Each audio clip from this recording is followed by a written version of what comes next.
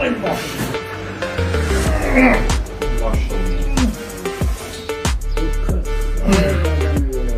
Gördüğünüz kimi aziz idman sevenler, özüm də idmancıyam, pəhlivanam. Gördüğünüz kimi bu bolt biraz çətinliklə ayırdı. Xahiş edirəm yorumlarda da yazarsınız ki bu bolt neçəlikdir. 18'likdir deyirsiniz. Gördüğünüz kimi mən indi çalışaram. Mən bunu boynunda da ayarlayıram, fərqi yoxdur yəni ki.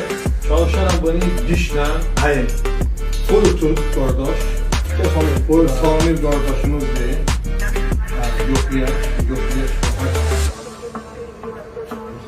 Tam ortadır ya. Tam ortadır.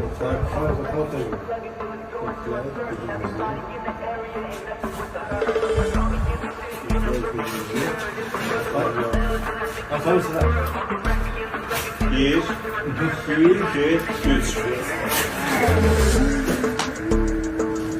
Ay bak. Maşallah nasıl?